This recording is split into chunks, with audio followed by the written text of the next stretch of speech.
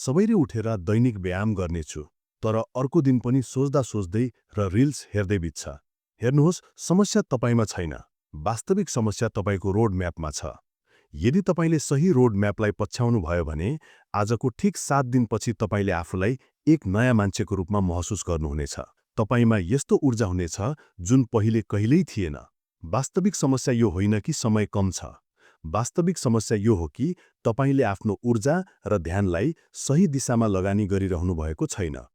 तर यस भिडियोमा म तपाईलाई एउटा यस्तो रोड म्याप दिनेछु जसले केवल 7 दिनमा तपाईको मानसिकता, बानी र दिनचर्यालाई पूर्ण रूपमा अपग्रेड गर्नेछ।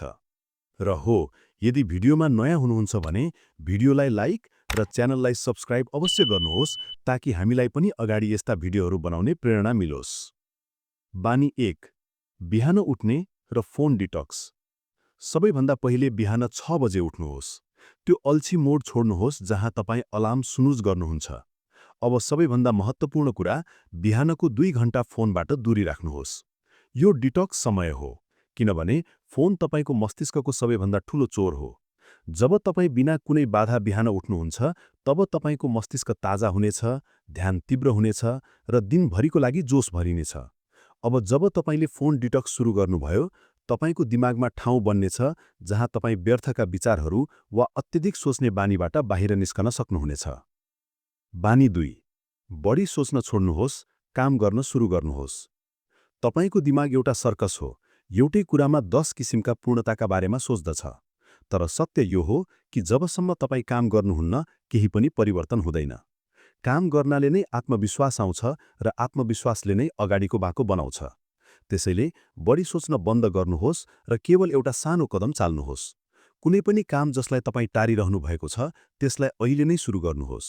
जब काम गर्ने बानी पर्छ, तपाईलाई आफ्नो दिनको योजना बनाउन सजिलो लाग्नेछ किनभने तपाईँ केन्द्रित र उत्प्रेरित रहनुहुनेछ।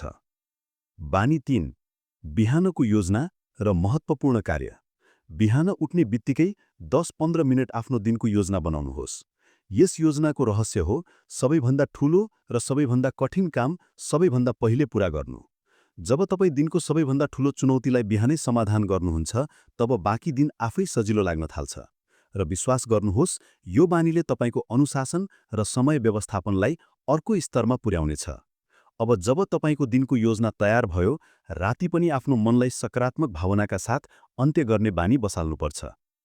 बानी 4, कृतज्ञता जर्नलिङ। राति सुत्नुभन्दा पहिले 3वटा कुराहरू लेख्नुहोस् जसका लागि तपाईँ आभारी हुनुहुन्छ। यी साना साना कृतज्ञताका पलहरूले तपाईको मनलाई शान्त बनाउनेछन् र नकारात्मकतालाई टाढा भगाउनेछन्। यसले तपाईको मानसिकतालाई सकारात्मक राख्नेछ र अर्को दिनको लागि ऊर्जा बढाउनेछ। अब जब दिमाग सकारात्मक मानसिकतामा छ, अन्तिम बानीलाई आफ्नो दिनचर्याको हिस्सा बनाएर हरेक दिन काम गर्न रमाइलो लाग्नेछ। बानी 5, प्रगतिमा ध्यान दिनुहोस्, पूर्णतामा होइन। जो मानिसहरू पूर्ण बन्ने सोच्दछन्, तिनीहरू प्रायः अड्किन्छन्।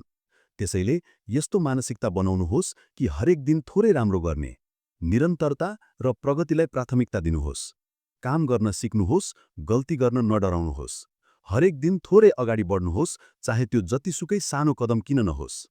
याद राख्नुहोस्, कुनै बाहिरी जादु आउने छैन।